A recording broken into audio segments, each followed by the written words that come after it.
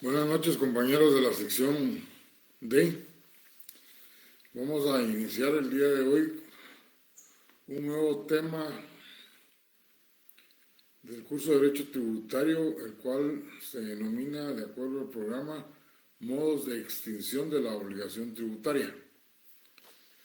Este es un tema del cual ustedes ya tienen algunos conocimientos, porque en el estudio de algunas otras materias del pensum, pues siempre se ha presentado el problema de cómo extinguir las obligaciones. Y el derecho tributario no es ajeno a esa situación.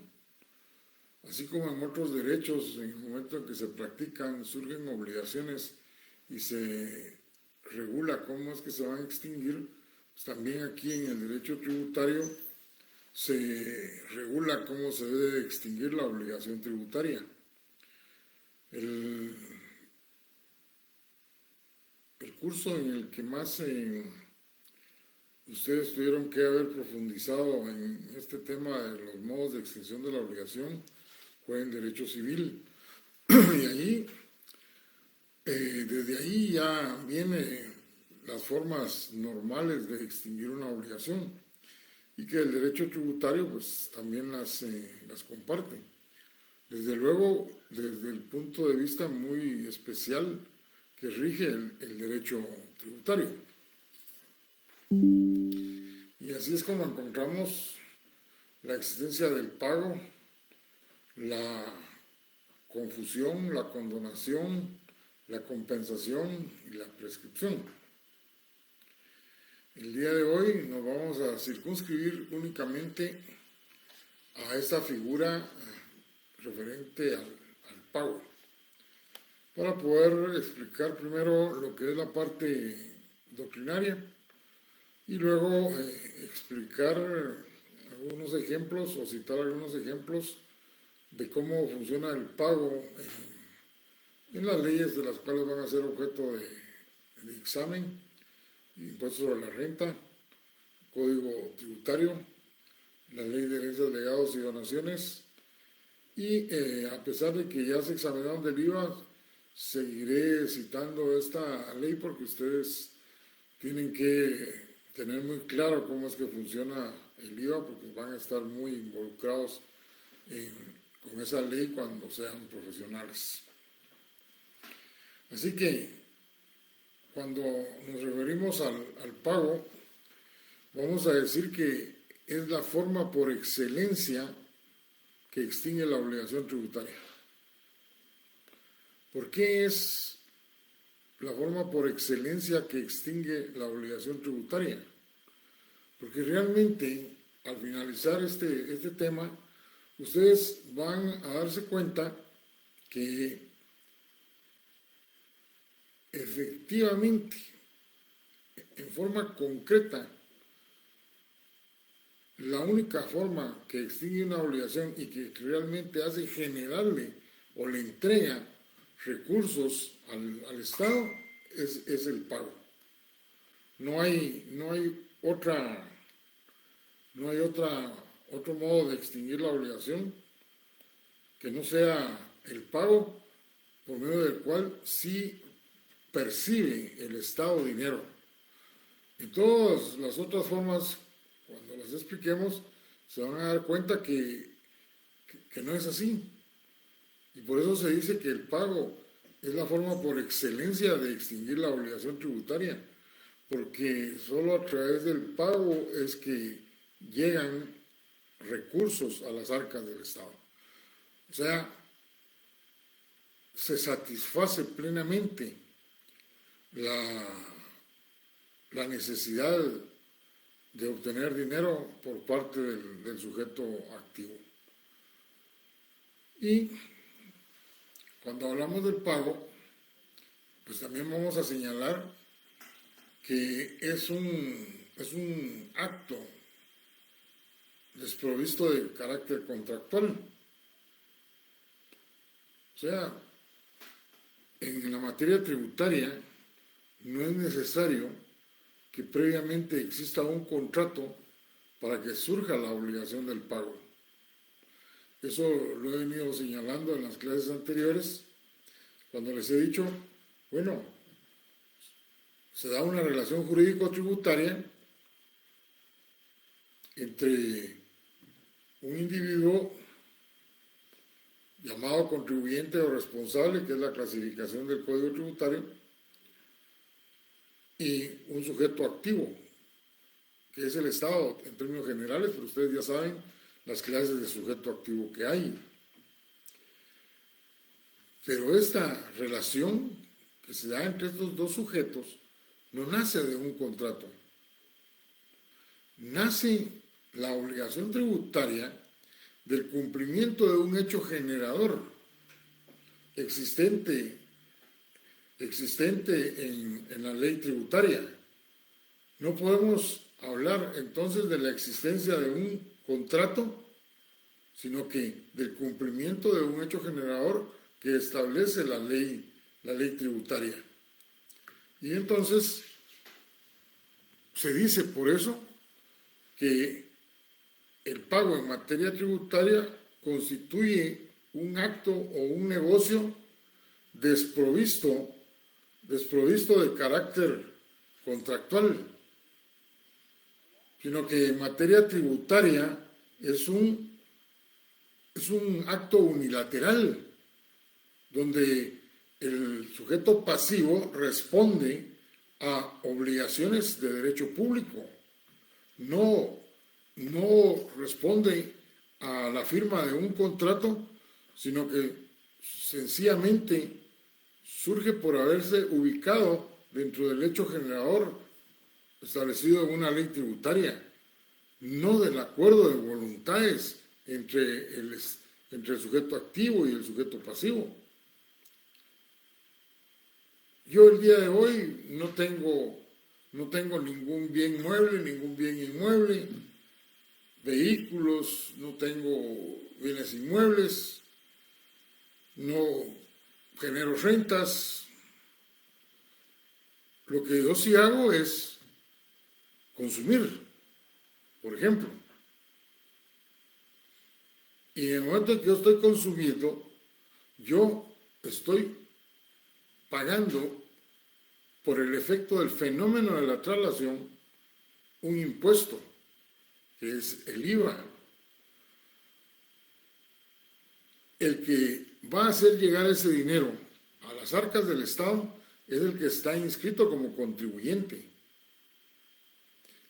realizando esa operación de crédito y débito que ya les expliqué. Y por el fenómeno de la traslación es que el consumidor lo está pagando, pero el que lo está enterando o entregando al fisco es el que está inscrito como contribuyente. Díganme ustedes en qué parte o en qué momento el consumidor firmó un contrato con el Estado para pagar el IVA. No hubo ningún momento. Es sencillamente porque el IVA lo pagan los consumidores por el efecto de la traslación, y el contribuyente tiene la obligación de pagarlo desde el momento en que se inscribió. Desde el momento en que se inscribió en el registro tributario unificado como contribuyente del IVA, pero en ningún momento hubo contratos. O sea, no es el acuerdo de voluntades, sino que responde exclusivamente a disposiciones unilaterales creadas por el Estado a través de las leyes.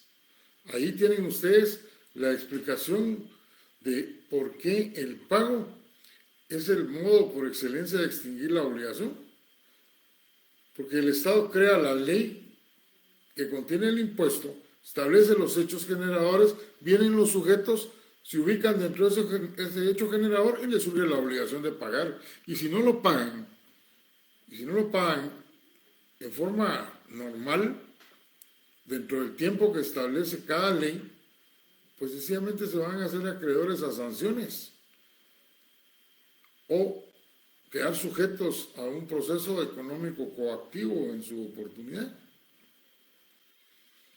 Por eso es que el pago, vuelvo a repetir, no es un acuerdo de voluntades, sino que surge de disposiciones unilaterales creadas por el Estado a través de las leyes, que contienen hechos generadores que al ubicarse un sujeto en ese hecho generador, en esa disposición, en esa hipótesis o en esa condición, pues le nace la obligación.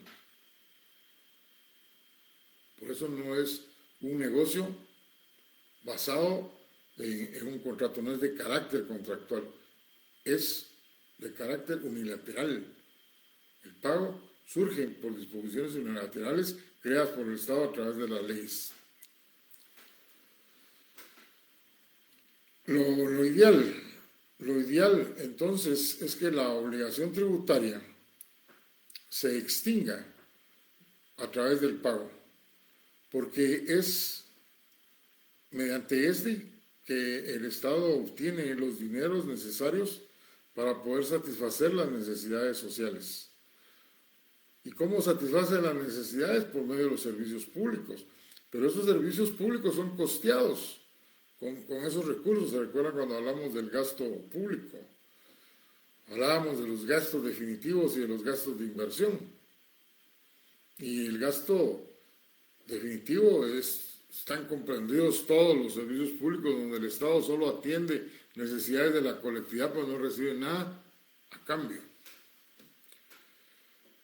Se puede decir entonces que el objeto y el fin del pago es la realización del cumplimiento de la prestación pecuniaria que surge de esa relación jurídico-tributaria entre el sujeto activo y el sujeto pasivo.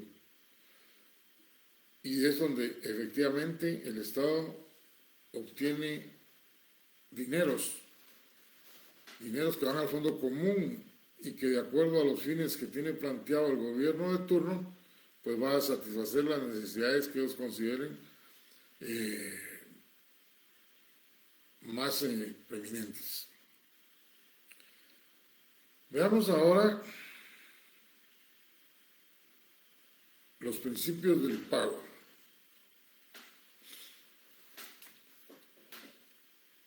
El primer principio es el denominado principio de identidad. El principio de identidad se refiere básicamente a que cuando el contribuyente o el responsable va a cumplir con la obligación que le surge de esa relación jurídico-tributaria, pues debe de cumplir exactamente la obligación que la ley le está señalando y no entregando sus recursos o pagando una obligación diferente. Un ejemplo, yo hago mi declaración y les digo porque en lo personal me sucedió, solo que me voy a poner actualizado, no fue en estos tiempos, fue en tiempos pasados, pero me sucedió. Yo presenté mi declaración del mes de junio y en agosto, o sea, ahorita, presenté de nuevo mi declaración, pero yo debí de haber puesto en este declaraguate julio, porque ahorita en agosto yo tuve que haber presentado la declaración de julio. Sin embargo, un mal movimiento en el sistema, en el teclado, se me movió y yo no me di cuenta y en lugar de julio quedó escrito junio. O sea, no me percaté. Y entonces llené toda la declaración. Desde luego los datos de los ingresos fueron diferentes. Y envié la declaración, imprimí el 2000, había que pagar, pagué, Y según yo, había cumplido con la obligación de la declaración del IVA del mes de julio. Sin embargo, a los 6 meses me llega un citatorio de la Administración Tributaria en el cual me indican que debo presentarme con mi declaración del IVA del mes de julio. Y desde luego molesto porque iba a ir a perder tiempo, según yo. Cuando llego a la hora indicada a la Administración Tributaria, pues le digo a la señorita que me atendió que me dio ese citatorio, que aquí van mis declaraciones, que aquí están mis declaraciones, que no sé por qué me están pidiendo que me presente. Cometí otro error. Cuando me llegó el citatorio, rápido busqué en mi ley las declaraciones de junio y julio y vi la de junio. Y entonces, para mí la siguiente era la de julio, pero no volví a leer. No volví a leer si decía julio. Solo las tomé y fui a la SAT y le digo a la señorita, me extraña. Y la señorita empezó a sonreírse. Y me dijo, ¿me puede permitir la declaración de julio? Sí, le digo, y le entrego la que está atrás de la declaración de junio. Y ella me dice, no, usted no ha cumplido con presentar la declaración de julio. Pues si usted la tiene en sus manos. Sí, la que tengo aquí dice junio. No, yo tengo la de junio. Digo yo. Y me dice, no lea. Y cuando me doy cuenta de esa situación, desde luego la SAT, que controla, porque los sistemas informáticos que tiene dejan casillas en blanco de los meses que no se presentan, pues cuando yo hice de nuevo la de junio, volvió a caer en el sistema en el mes de junio y eliminó la anterior. Entonces le digo, cierto, ¿qué tengo que hacer? Una rectificación, usted va a pagar 15 quetzales por esa rectificación. Y si es una diferencia la que tiene que pagar, pues la va a pagar y le van a poner la multa. Lo bueno fue que no pasaba de 100 quetzales la diferencia. Y entonces hice la rectificación y pagué. ¿Qué se dio ahí? Falta de cumplimiento del principio de identidad. No pagué, no declaré y pagué el mes que correspondía, sino que pagué uno anterior. Pagué uno anterior y entonces definitivamente no había cumplido. Hay que tener mucho cuidado cuando se hacen esas declaraciones. También cuando se refiere al año, pues uno pone el año, muchas veces uno arrastra un poquito el dedo y entonces se corre el mes o el año que uno está queriendo declarar. Bueno, yo creo que con ese ejemplo, a ustedes nunca les va a pasar lo que me pasó a mí. Principio de integridad. El principio de integridad significa que su nombre lo dice, íntegro, un pago íntegro. Y se refiere a que la obligación tributaria no va a quedar totalmente cancelada si yo no he pagado la totalidad de lo que adeudo. Esto en la actualidad pues cuesta mucho que no se cumpla, porque uno pone los ingresos, por ejemplo en el IVA, pone el total de las facturas y el mismo sistema es el que hace el cálculo y el que dice cuánto es el impuesto a pagar, imprime la forma 2000 y devuelve a salir lo que dice el otro formulario. Pero en el pasado, como todo se hacía manual, al llenar los formularios, pues se podía poner un total y se hacían los cálculos y posiblemente ese cálculo no estaba bien hecho. Y entonces se reportaba un pago menor y en los bancos pues, no es obligación revisar las declaraciones que estén correctas. Así era, recibían el pago.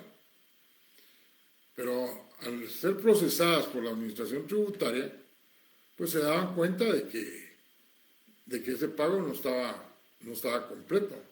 O sea, no se había cumplido con el principio de integridad. Y como consecuencia, entonces la obligación no estaba totalmente satisfecha. Y había que pagar, o hay que pagar cuando no se cumple con este principio, hay que pagar la multa, hay que pagar los intereses desde la fecha en que se debió haber cancelado. Otro principio es el principio de indivisibilidad. El principio de indivisibilidad. Este principio lo que nos dice es que nosotros no podemos fraccionar el pago de la obligación tributaria. Se ha determinado un monto X de impuesto y el contribuyente lo que tiene que hacer es pagar ese monto total para poderse considerar extinguida la obligación tributaria. Si queda un saldo o hizo un pago parcial, entre comillas, pues no se cumplió con el principio de integridad y yo dividí la obligación, pero la dividí sin ninguna autorización. O lo que es lo mismo, sí se puede fraccionar el pago del impuesto, pero el pago del impuesto se puede fraccionar siempre y cuando ustedes tengan la autorización de la administración tributaria. En el Código Tributario ustedes van a encontrar el artículo donde dice que la SAT puede realizar convenios de pago con los sujetos obligados y les puede dar hasta un plazo de 18 meses. En la ley original del Código Tributario decía 12 meses, pero en las modificaciones lo ampliaron a 18 meses. Y ahí mismo en ese artículo les dice cuándo es que se deben de pedir garantías. Y las garantías las van a pedir cuando hayan sujetos que tengan antecedentes de no haber cumplido con convenios o que ya se hayan iniciado contra ellos juicios económicos coactivos. Hay más razones ahí, pero les menciono dos como ejemplo. Entonces, el principio de indivisibilidad significa que no pueden hacerse pagos parciales si no es con la autorización de la administración tributaria mediante la celebración de convenios de pago. Ahí tienen los tres principios: indivisibilidad, integridad e identidad. ¿Cuáles son los efectos del pago?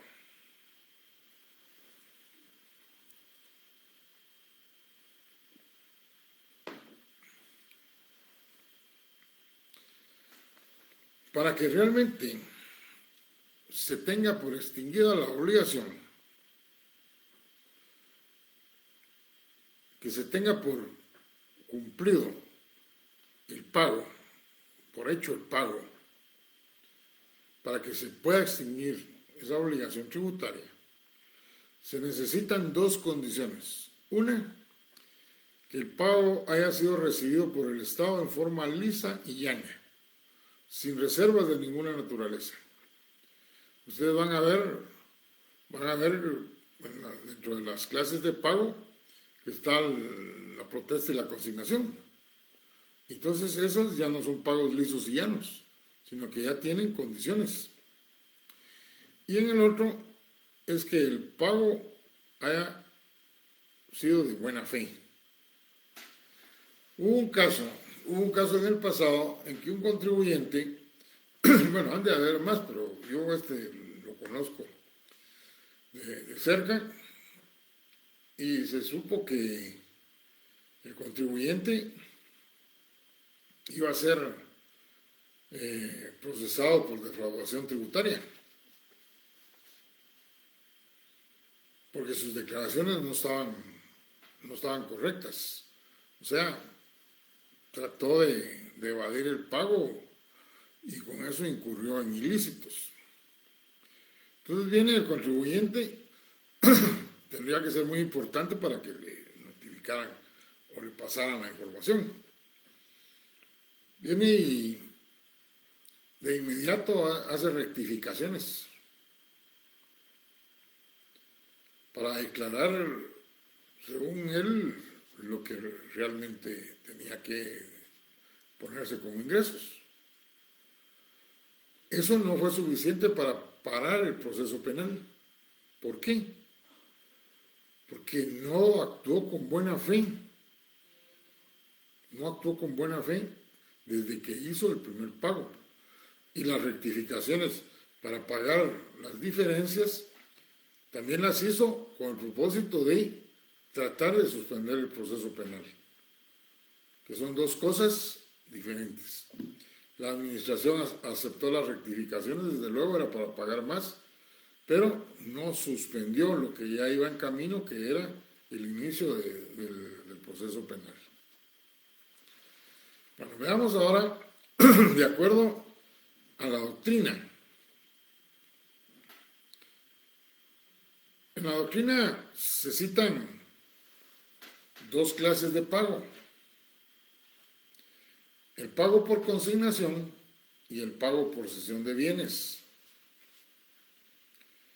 Y cuando habla del pago por consignación, esto es algo que ustedes también lo aprendieron en derecho civil. Cuando el acreedor se niega a recibir el pago de una obligación sin una justa causa, pues el deudor tiene el total derecho a acudir a los tribunales a consignar las sumas de dinero que adeuda. En el derecho tributario, la consignación, tanto en la doctrina como en la ley, es aceptada. Es aceptada y tiene que ver con el aspecto jurisdiccional. Tan es así que uno de los autores cita como ejemplo, pero que no se aplica aquí en Guatemala, que cuando se presenta el expediente a la administración tributaria para la liquidación de un proceso sucesorio testamentario o intestado, y ha pasado mucho tiempo sin que le notifiquen el monto de la liquidación, pues el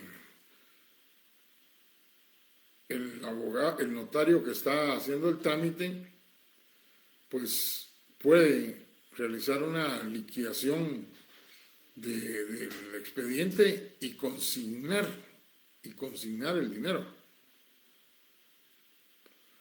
Aquí en Guatemala es cierto que los expedientes que se trasladan a esta unidad de herencias, algunos sufren algún retraso, pero nosotros los notarios no podemos, en estos casos, hacer una liquidación por nuestra parte y consignar el dinero y notificárselo a la unidad de herencias. No se puede. Tenemos que esperar que se dé a cabo la liquidación por parte de la unidad de herencias y que ésta lo traslade a la Contraloría de Cuentas y que posteriormente nos notifique. Así es como funciona en nuestro país. Sin embargo, en otros países, en este autor, por ejemplo, sí funciona, sí se puede hacer eso. Luego está el pago por cesión de bienes.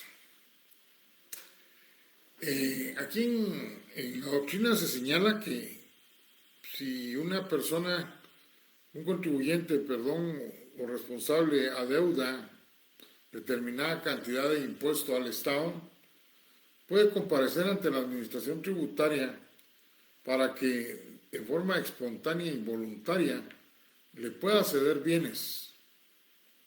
Básicamente tendrían que ser bienes inmuebles. Aun cuando en otros países, como en el caso de México, que acuérdense que existe el pago en especie, podría comparecer el contribuyente a decir que cede para pagar esta obligación a ceder bienes muebles, que podría ser parte de la producción del oro, la plata, el cobre, ¿sí? En nuestro país no existe la cesión de bienes voluntaria. Aquí en Guatemala lo que existe es la adjudicación de bienes inmuebles. Inmuebles, no muebles. Adjudicación de bienes inmuebles. Y se hace una comparación con esto de la cesión. Pero para que se dé la adjudicación de bienes inmuebles, primero tiene que radicarse un proceso económico coactivo. Y como les he dicho, es un proceso de mera ejecución, donde se puede trabar embargo de bienes muebles, inmuebles. Básicamente, inmuebles. Y si fueran bienes muebles, pues en el remate tendrá que haber algún postor.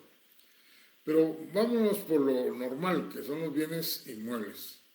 Después de que pasa el remate, se presenta la liquidación, aprueban la liquidación, se le da el plazo al propietario, al demandado, para que otorgue la escritura traslativa de dominio, no la otorga, y entonces el juez autoriza la adjudicación del bien inmueble a favor del Estado. Pero aquí no fue una cesión voluntaria de bienes. Aquí ya participó el órgano jurisdiccional y fue todo un proceso para llegar a la adjudicación. Bueno, les he citado de la doctrina dos casos, dos clases de pago que esta menciona. Desde luego hay otros autores que citan muchos más, pero para los efectos de nuestro curso yo solo cité estos dos porque me interesa más que conozcan las clases de pago que establece el Código Tributario. Y vamos a empezar el análisis de algunos artículos del Código Tributario que se refieren al pago. Primero, cuando señala la extinción de la obligación tributaria en el artículo 35, pues menciona los modos de extinción que yo les mencioné al principio.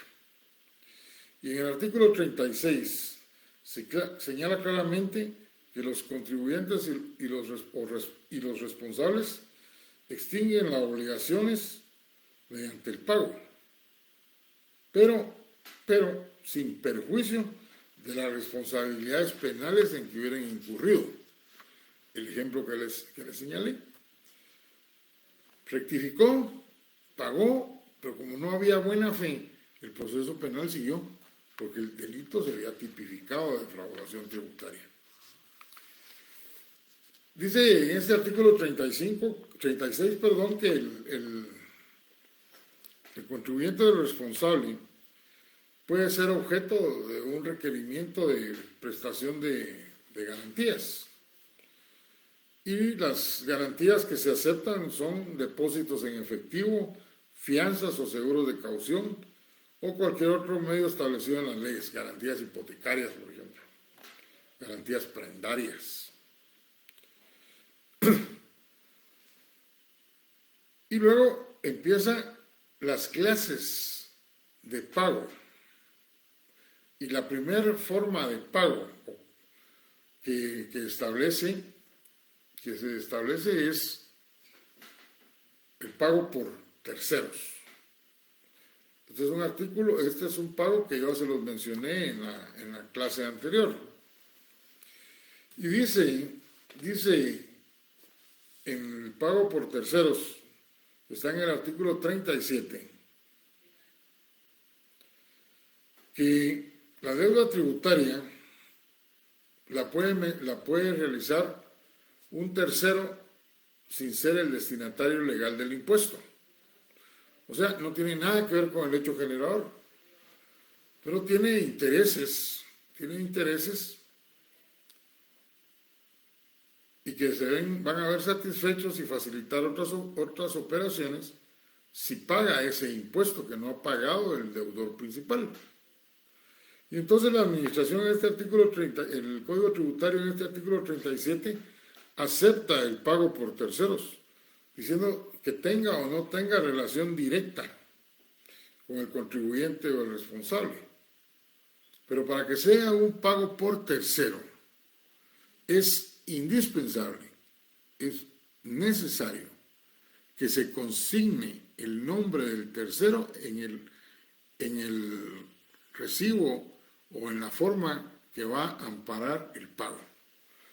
Porque de lo contrario, si eso no se establece, pues tendría el problema este tercero de que él no va a poder ejercitar ninguna acción posterior en contra del contribuyente. Porque en el recibo aparecería que lo pagó sin ningún problema el contribuyente, el obligado principal. O sea, es necesario que el pago por terceros se establezca en el texto del recibo que lo está haciendo esta tercera persona y poner sus datos de identificación, para que después él pueda subrogarse lo que ha cancelado, iniciando las acciones contra el contribuyente. La otra forma de pago que establece el Código Tributario es el pago bajo protesta, el artículo 38. El pago bajo protesta se da cuando un contribuyente o un responsable no están de acuerdo con el monto total de la suma determinada, o sea, del monto fijado a pagar. Pero tampoco quieren incurrir en pagos accesorios como son la multa y los intereses. Y entonces acceden a pagar lo que la administración tributaria les está indicando que deben de pagar. Pero en el recibo debe de consignarse las dos palabritas que digan bajo protesta. Pago que se hace bajo protesta. ¿Y qué va a significar eso de pago bajo protesta? Que el contribuyente o el responsable van a iniciar sus acciones en contra de esa suma determinada. O sea, esa suma que fijó la administración tributaria. Y con ese pago bajo protesta van a accionar dentro de la administración tributaria y si no resuelven nada positivo para ellos, pueden ir después al órgano jurisdiccional con un contencioso. Y si no les prospera el contencioso, pues pueden interponer la casación. Y si no les funciona la casación, pues pueden interponer un amparo para llegar a la Corte de Constitucionalidad. Y puede ser que todas las instancias anteriores las hayan declarado sin lugar. Pero si la Corte de Constitucionalidad le da la razón al contribuyente responsable que pagó inicialmente bajo protesta, pues le va a ordenar a la administración tributaria que le devuelva parte o el total de lo pagado inicialmente. Hay un caso que se dio en la administración tributaria y que fue precisamente en importaciones, en la que la administración aduanera no aceptó la póliza con el arancel que ahí se señalaba, señaló un arancel superior y eran importaciones que se hacían mensuales, y entonces el importador, con el afán de obtener sus productos porque eran insumos necesarios para lo que fabricaban, entonces pagaba bajo protesta e iniciaba las acciones correspondientes.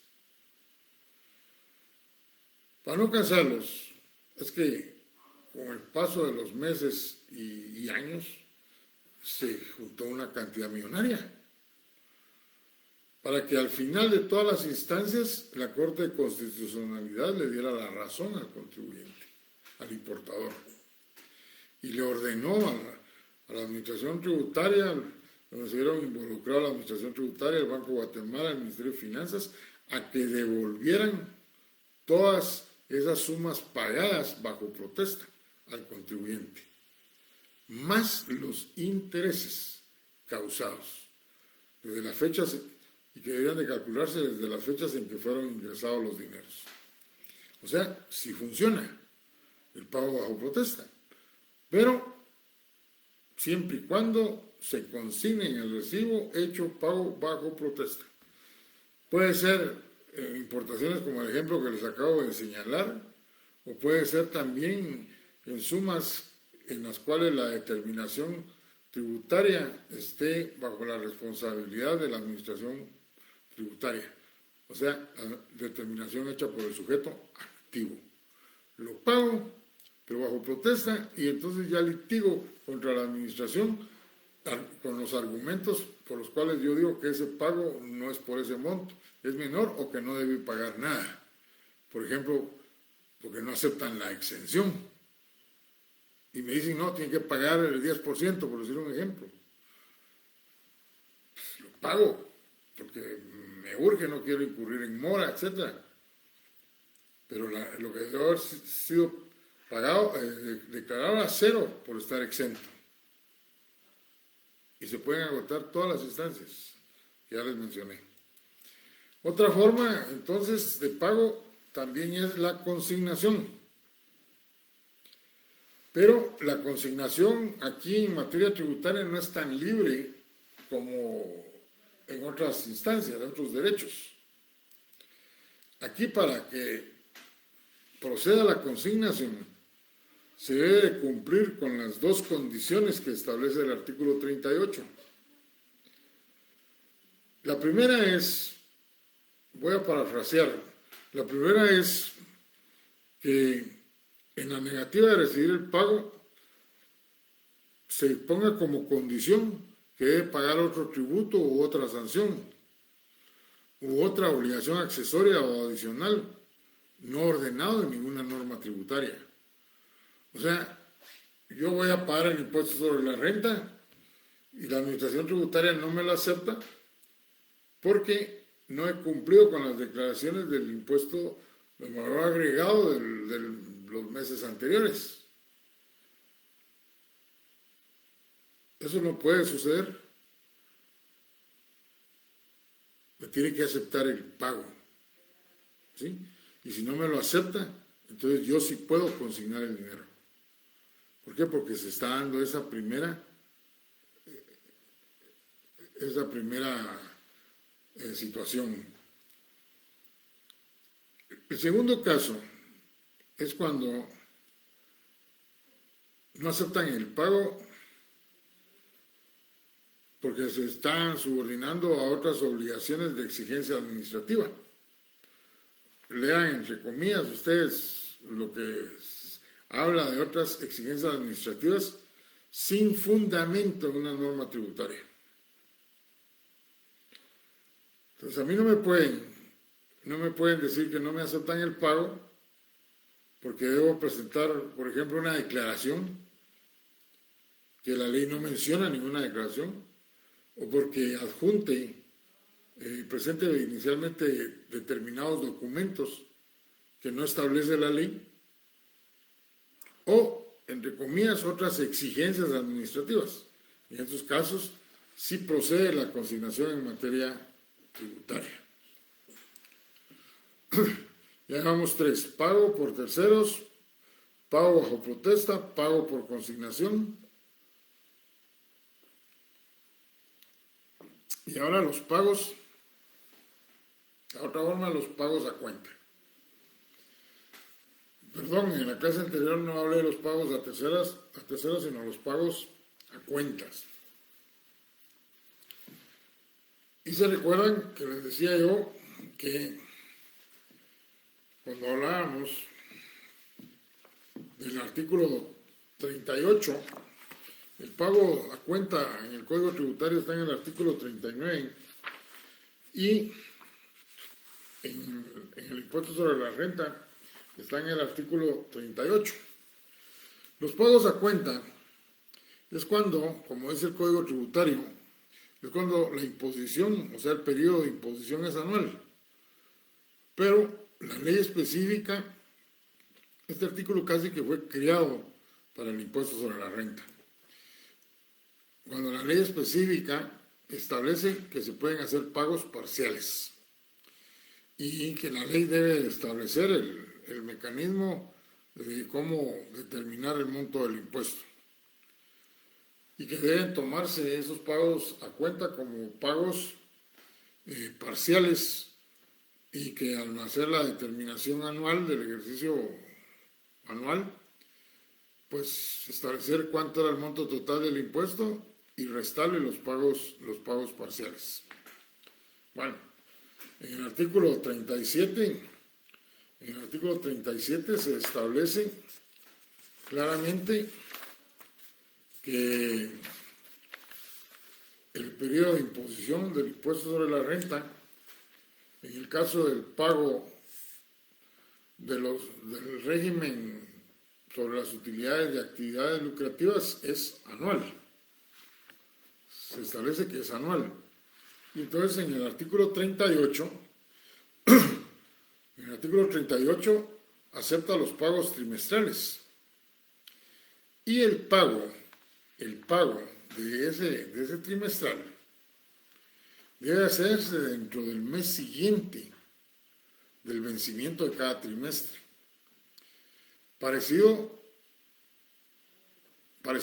Igual que en el caso del YUSI. ¿Se acuerdan que en el caso del YUSI el pago es por periodos trimestrales y se debe de pagar en el mes siguiente a concluido el trimestre? Entonces ahí tienen dos ejemplos de pagos, pero en el caso del impuesto sobre la renta es el más acertado porque dice que son pagos trimestrales que se deben de tomar en cuenta para la declaración anual, o sea, pagos parciales. En el YUSI pues solo es el elemento temporal el que coincide, porque ahí no hay que presentar ninguna declaración anual. Entonces estamos claros que en finalizar cada trimestre se debe hacer el pago trimestral dentro del mes siguiente. Y el cuarto trimestre se deberá de presentar la declaración anual, no hacer ningún pago trimestral, sino la declaración jurada anual, y en la cual se va a determinar si con los pagos parciales, trimestrales parciales anteriores, se cubre el impuesto o es necesario realizar un pago más, o sea, por la diferencia de lo que se haya determinado. Y si hay un pago de más, pues entonces podrán obtenerse la devolución de dichos pagos. Esa declaración jurada anual se debe presentar dentro de los 3 meses siguientes de concluido el año. Está en el artículo 38. Siempre en el impuesto sobre la renta encontramos dentro del régimen opcional simplificado sobre ingresos de actividades lucrativas. Régimen opcional simplificado sobre ingresos de actividades lucrativas. En el artículo 49 se establece que el contribuyente que esté inscrito dentro de este régimen debe presentar una declaración jurada anual. mensual, debe presentar una declaración jurada mensual, dentro de los 10 días siguientes de concluido el mes.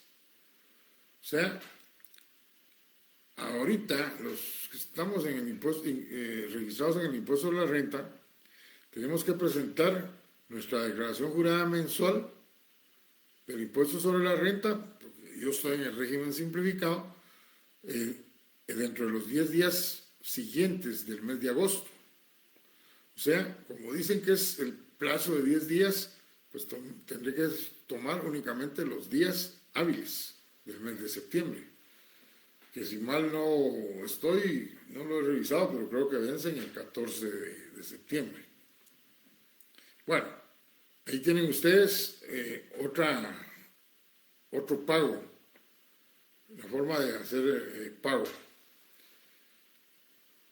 Aquí ya no estamos en los pagos a cuenta, en ese régimen opcional simplificado, porque son pagos definitivos.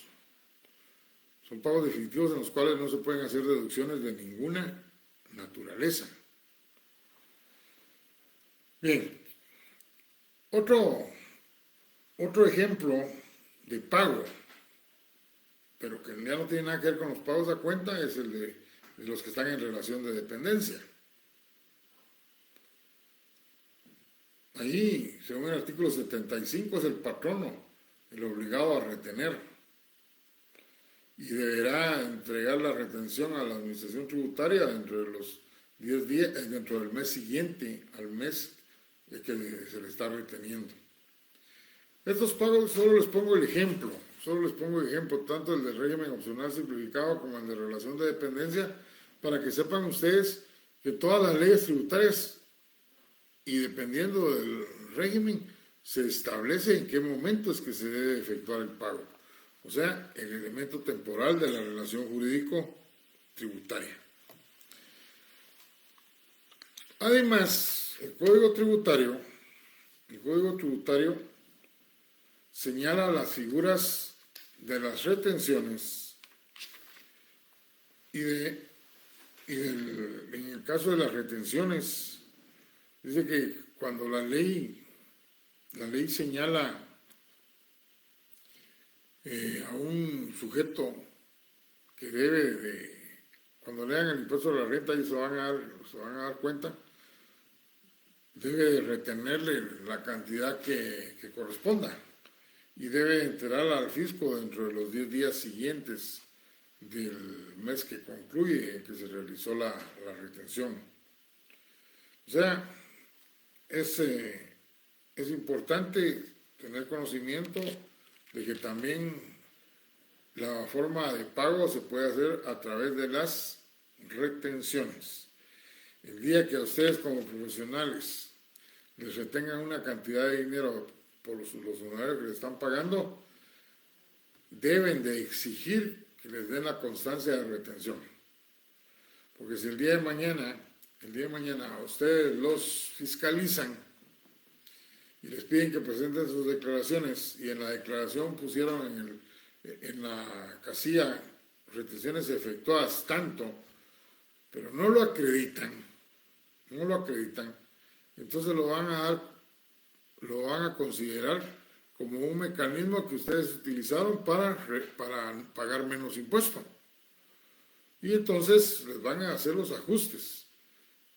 Y mientras ustedes lo consiguen, el proceso administrativo va a continuar hasta que oportunamente ustedes las obtengan. Y si ya no están los que les pagaron, y si no lo hicieron, la retención, y ustedes tampoco pagaron, pues van a hacerse acreedores de multas, intereses. Por eso es que es un consejo. Cada vez que ustedes le manden a su contador la documentación para que les haga las declaraciones y que sepan que les hicieron retenciones, tienen que adjuntarle al contador la retención. Porque lo contrario, también el contador les va a decir, no, es que si usted no me lo acredita, no se lo puedo poner. Y entonces van a perder injustamente esos dineros.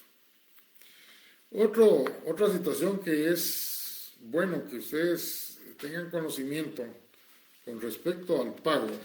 Bueno, ya dijimos una, ¿verdad? Y es que los adeudos tributarios se pueden pagar, la administración tributaria los puede recibir, pero eso no puede darse como una suspensión del proceso penal. El proceso penal solo puede ser suspendido con autorización del juez competente. No de otra manera. Igual las facilidades de pago. Las facilidades de pago no puede autorizarla la administración tributaria cuando ya se haya iniciado un proceso penal. También, y eso lo van a encontrar ustedes en el artículo 40.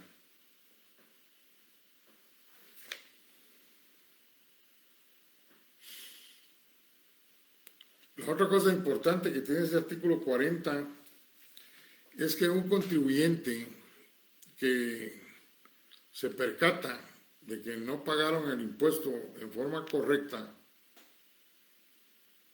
y entonces va a efectuar el pago o no lo pagó después de vencido el plazo, o sea, el elemento temporal, lo puede hacer el pago después del plazo que la ley le otorgó para pagar y puede gozar de una rebaja de la multa del 100%, pero la condición es que la administración tributaria no le haya requerido de pago.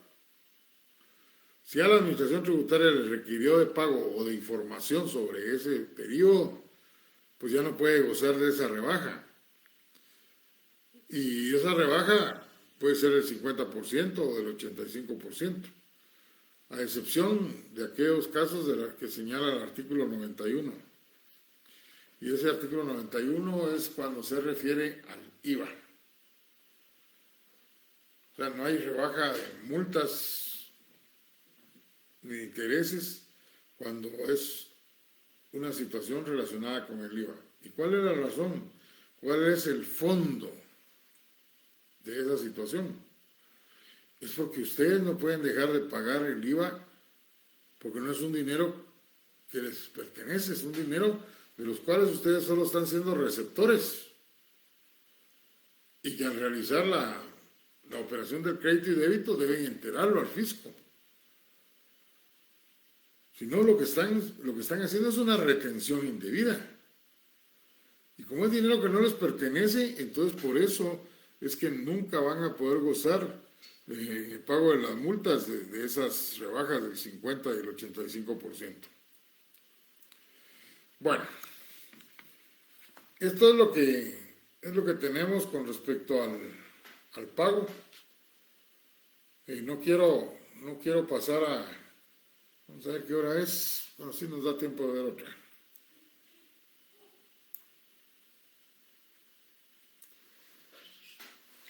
Dice Selvin Lima, precisado ahora con los formularios electrónicos, ¿cómo se consigna la palabra bajo protesta? Hay que ir a la administración tributaria para poder hacer un pago en esta forma. En todos los departamentos hay una oficina tributaria. Y en Santa Lucía, Cochumalguapa, aún cuando no es la cabecera departamental, también hay una oficina tributaria. No hay más preguntas. Veamos otra forma de extinguir la obligación tributaria, como es la confusión. Es la más fácil de las que nos quedan. La confusión, ¿recuerdan ustedes que les dijeron que la confusión no es más que la situación que se da cuando en una sola persona se dan las calidades de acreedor y deudor a la vez? En este caso, la confusión, en el caso de la materia tributaria,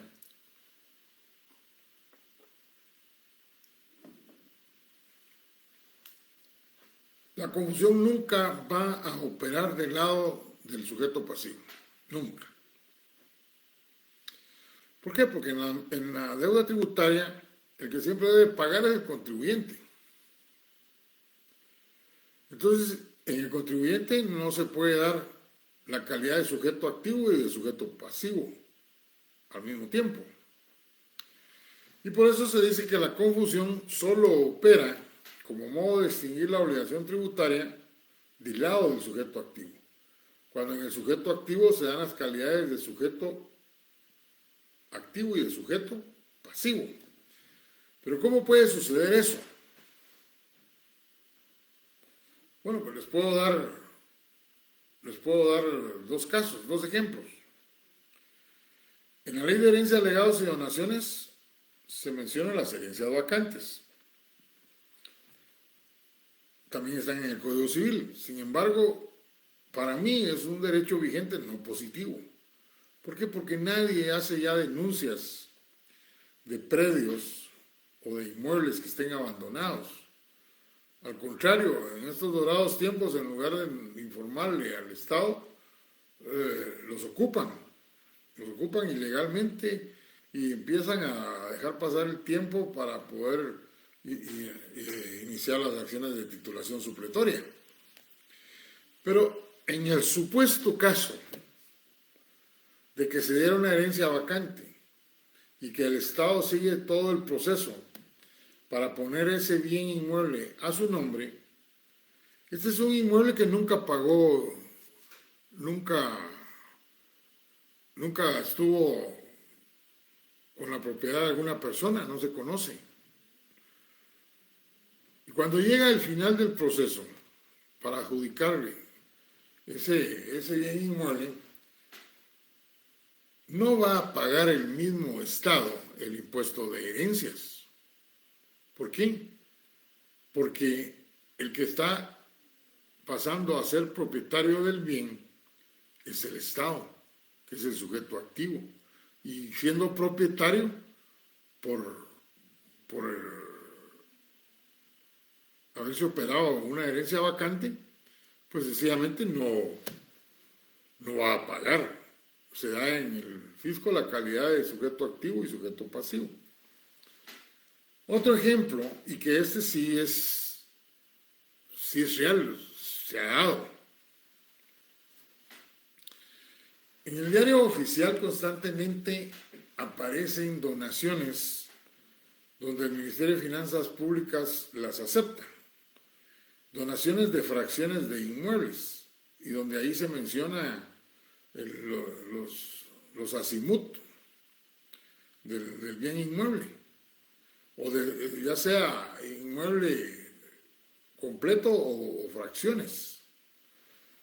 Supónganse ustedes que don Juan Garavito tiene un inmueble, tiene varios inmuebles, pero tiene un inmueble del cual nunca ha pagado el IUCI. Y finalmente quiere realizar una obra altruista. Y quiere, en su pueblo, donde no hay cancha de básquetbol, por ejemplo. Y entonces decide donar el inmueble que está a la par del parque. Y con la única condición de que ahí se construya una cancha de básquetbol, incluido dentro de lo mismo de papi fútbol, creo que es lo que se puede usar también. Díganme ustedes,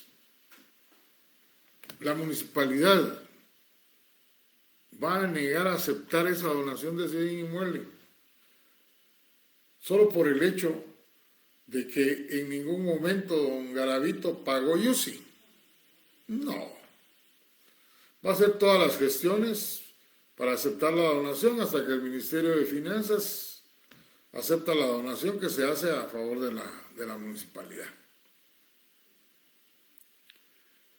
En ese momento en que se inscribe el bien a nombre de la municipalidad o de alguna institución del Estado, cualquiera que sea, en ese mismo momento se da el modo de extinguir la obligación tributaria llamada confusión. porque el propietario del inmueble es el sujeto activo, quien a la vez se convierte en sujeto pasivo, y entonces se extingue cualquier obligación derivada del iusi. Bueno, vimos hoy dos modos de extinción de la obligación tributaria, el pago y la confusión. Nos queda pendiente la compensación, la condonación y la prescripción. Yo creo que ya mañana vamos a, si tengo tiempo de una vez les voy a mandar el laboratorio del impuesto de herencia, legados y donaciones para que lo contesten el fin de semana y yo el lunes se los pueda resolver. Solo hay una pregunta aquí de Misraí Gámez. ¿Cuál es el objeto de haber creado las retenciones del IVA? Sin que exista en ningún cuerpo legal ni se haya manifestado públicamente, la única razón por la cual se crearon los retenedores del IVA, los agentes retenedores del IVA, y que es una disposición que la Administración Tributaria es la que aprueba quiénes son los retenedores, pues es con el propósito de agenciarse de dinero antes de que se presenten las declaraciones de los sujetos. O sea, el Estado obtiene dinero más rápido y seguro, porque está prácticamente cobrando el impuesto en la fuente al hacerle la retención. Si a usted le hacen una retención del impuesto del IVA, su cliente que está inscrito como agente retenedor, pues le va a hacer la retención en el mes de agosto, y ahorita en los primeros 10 días usted tiene que trasladar esa retención como agente retenedor, mientras que al que le están reteniendo va a hacer su declaración en el transcurso del mes. Entonces, ¿cuánto tiempo se está ahorrando la Administración Tributaria en recibir esos dineros? Espero haber aclarado su duda. Bueno, compañeros, nos quedamos ahí y nos vemos el próximo lunes por estos mismos canales. Que tengan buena noche.